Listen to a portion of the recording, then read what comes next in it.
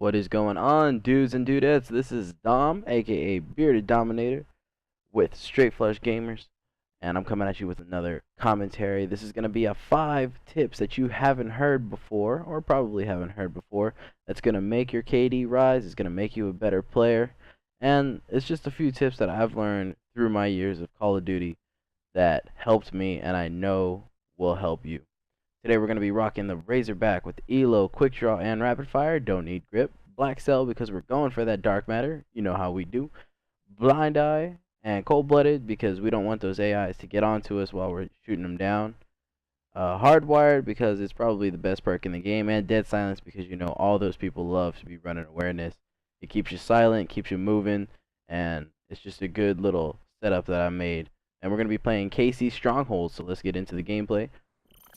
So, to start off with our 5 tips, number 1, my biggest tip I can give anybody is map awareness. You have to know your map. If you don't know your map, you don't know how spawns work, you don't know how to manipulate the spawns. If you're not watching the mini map, you're gonna have a hard time. You're gonna have a bad time, guys. Like really, it is the most important tip I can give anybody is map awareness. There are plenty of videos on there on YouTube that show, you know, spawns and how they work on every map and everything like that. Me personally, I just go based off of how I've played them and based on like the objective, the type of game mode I'm in. If I'm in KC, I know they're gonna flip based off of where my teammates are spawning, where I'm at, my positioning, domination based on your flags that you have. It's different. So just know the game mode that you're playing, learn based on that game mode how the spawns work, and just start hammering down on your awareness. If you don't see your teammates dying on the minimap, if you don't see where they're spawning, then you're never gonna get high KD gameplays. You're always gonna get shot in the back for one. That's gonna be a big thing. That COD timing is gonna hit you harder than usual, and you're always gonna get shot in the back more than if you actually have awareness of the map. So that's my first tip. The biggest tip, always hammer that into your brain. Know what's going on in the map. Be aware of your surroundings. Be aware of who's dying, and that way you can come up on top.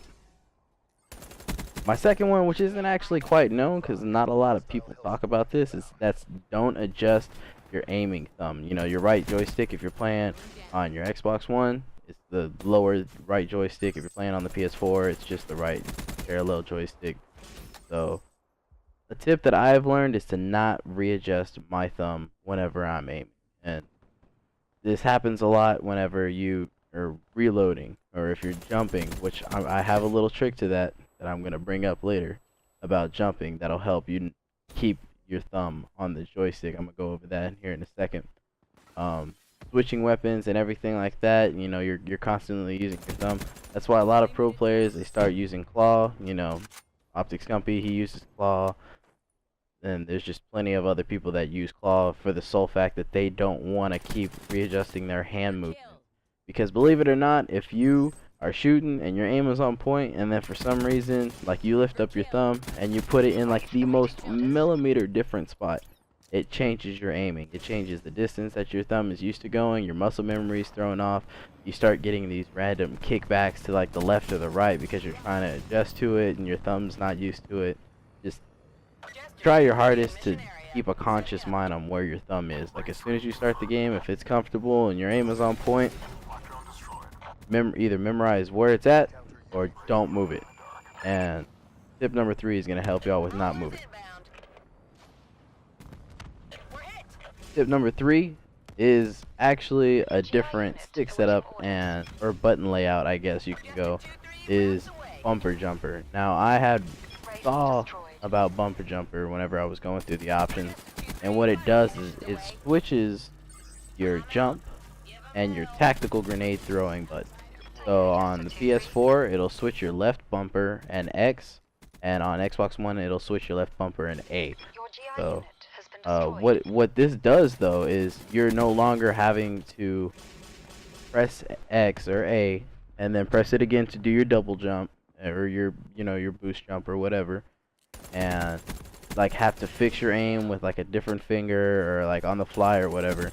But with bumper jumper slash bumper jumper tactical, because I play on tactical, you're actually able to jump with your left bumper and keep your thumb on the stick. That's where, you know, tip 2 comes into play, is you're able to keep your thumb on the right stick, and you're able to aim while jumping. You're able to stay on target a hell of a lot easier, and it makes shooting and winning gunfights 10 times, if not 50 to 100 times easier, because you're able to maneuver and you're able to make your movement from 2D to 3D, from boots on the ground to in the air, but yet you're not sacrificing your aim. So try bumper jumper. It's going to be in your button layout for your options, I believe. I don't think it's a stick layout.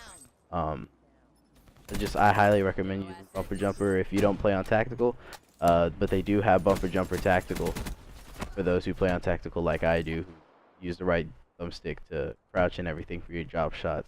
It's just a good utility to have, to use your left bumper to jump, but you also got your right thumbstick whenever you're using tactical to do drop shots. So now you got jump shots, drop shots, your aim's gonna be on point.